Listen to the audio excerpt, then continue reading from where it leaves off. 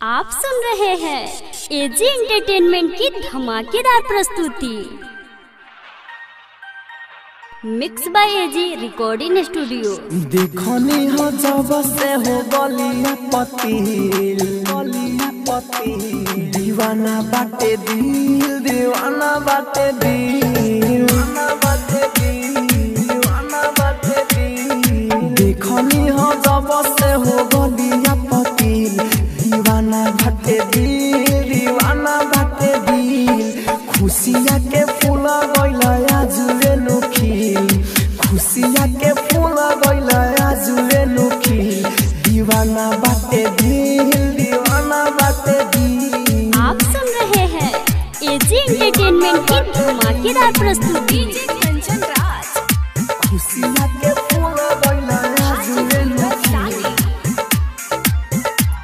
दीवाना बाटे दिल। Mix by AG recording studio. हाँ एक मुस्कान तारे कइले बापा गोल, देखले बाने जब से तोहके प्रेम गला गल।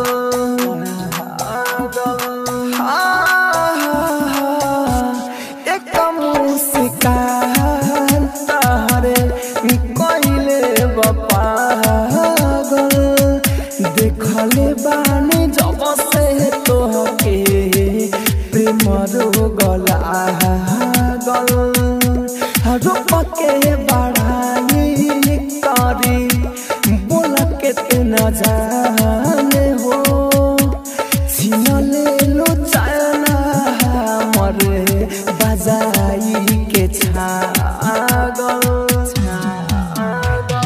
लागल बाखिया में लभला दिल, दीवाना बाटे दिल, दीवाना बाटे दिल। आप सुन रहे हैं एजी एंटरटेनमेंट की धमाकेदार प्रस्तुति।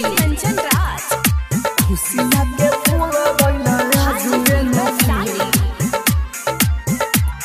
दीवाना बाटे दिल। Mix by AG recording studio. सताहू में लागे तू बदियन तेरा हानी, गुडू गोलडेन कहे राहुल राजा धानी।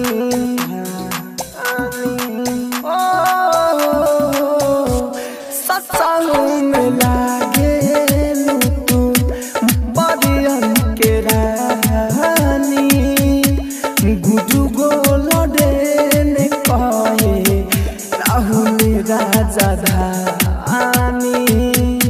साचो में जान तोहरे ना बा कौन जोड़ा हो, दिलवा में घर में अपना बसा ले बहानी। उड़े जब के सिरा तला गेला झील, दीवाना बाटे दिल, दीवाना बाटे